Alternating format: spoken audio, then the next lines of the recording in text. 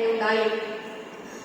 മറ്റൊരു ഏറ്റവും വലിയ പ്രധാനപ്പെട്ട മാറ്റം നവോത്ഥാനങ്ങൾക്ക് സ്വാതന്ത്ര്യ സമരം വേഗത കൂട്ടി എന്നുള്ളതാണ്. പ്രത്യേകിച്ച് നമ്മുടെ കേരളത്തിലൊക്കെ തന്നെ ജന്മിത്ത വ്യവസ്ഥയും ഒക്കെ നിലനിന്നിരുന്ന അത്തരത്തിലേക്ക് വലിയ ഒരു രീതിയിൽ ജാതീയ അസമത്വങ്ങൾ നിലനിന്നിരുന്ന ഒരു നാടായിരുന്നു നമ്മുടേത്. ശ്രീനാരായണ ഗുരുവിന്റെയും വാഗ്ഭടാനന്ദന്റെയും വൈകുണ്ഠ സ്വാമികളുടെയും അയ്യങ്കാളിയുടെയും ഒക്കെ നേതൃത്വത്തിൽ വലിയ വലിയ പ്രക്ഷോഭങ്ങൾ ഇതിനെതിരായി നമ്മുടെ കേരളത്തിൽ നടന്നു.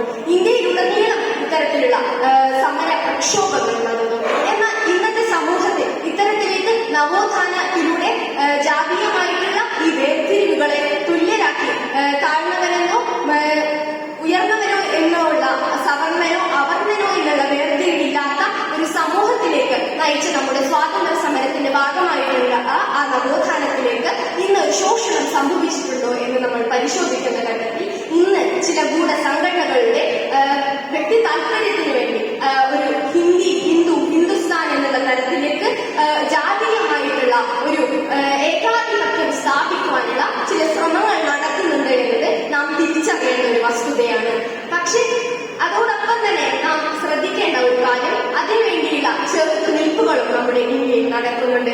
ഞാൻ മുൻപ് പറഞ്ഞതുപോലെ മണിപ്പൂർ കലാപം നമ്മുടെ ഇന്ത്യയിൽ നടക്കുന്നുണ്ട്. പൗരത്വ ഭേദഗതിയിൽ ന്യൂനപക്ഷങ്ങൾക്ക് ഇന്ത്യയിൽ പൗരത്വമില്ല എന്ന തരത്തിലേക്ക് പൗരത്വ ഭേദഗതി ബില്ലിനെ സംബന്ധിച്ചുള്ള കാര്യങ്ങൾ നടക്കുന്നുണ്ട്. അതുപോലെ ഉത്തരേന്ത്യൻ സംസ്ഥാനങ്ങൾക്കകത്തേക്ക് വലിയ തരത്തിലേക്ക് വിദ്യാലയങ്ങളിലേക്ക് പോലും ജാതി കടന്നു വരുന്നുണ്ട് എന്നതാണ്.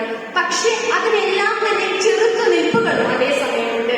അതിന് ഏറ്റവും വലിയ ഉദാഹരണമാണ് പല സംഘടനകളുടെയും ഇടപെടലുകൾ. കാരണം ഒരുപാട് സംഘടനകൾ ഇതിനെ മുൻകൂട്ടി കണ്ടുകൊണ്ട് ഇത്തരത്തിലേക്ക് ജാതിക്കും മതത്തിനും അതീതമായിട്ടുള്ള നമ്മൾ ഇന്ത്യക്കാരാണ് എന്നുള്ള ആ ദേശീയത്വ ബോധത്തിലേക്കുള്ള ആ ഒരു സാഹോദര്യം ഒരുക്കുന്നുണ്ട്.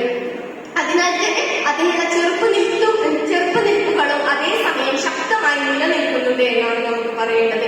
അത്തരത്തിലേക്ക് നവോത്ഥാനത്തിന്റെ ഭാഗമായി സ്വാതന്ത്ര്യ സമരത്തിന്റെ ഭാഗമായിട്ടുണ്ടായ നവോത്ഥാനത്തിൽ ശോഷണം സംഭവിച്ചിട്ടുണ്ടോ എന്ന് ചോദിച്ചാൽ അത്തരത്തിലേക്ക് ശോഷണം നടത്താൻ ഒരു ഗൂഢശക്തിക്കും കഴിയില്ല എന്ന് തന്നെ നാം പറയണം. കാരണം നമ്മുടെ ഇന്ത്യയുടെ ലോകത്തിലെ ഏറ്റവും വലിയ ലിംഗമായ ഭരണഘടന ഇന്ത്യയിൽ ഏതൊരാൾക്കും ഏതൊരു മതം സ്വീകരിക്കാനുള്ള സ്വാതന്ത്ര്യം നൽകുന്നുണ്ട്.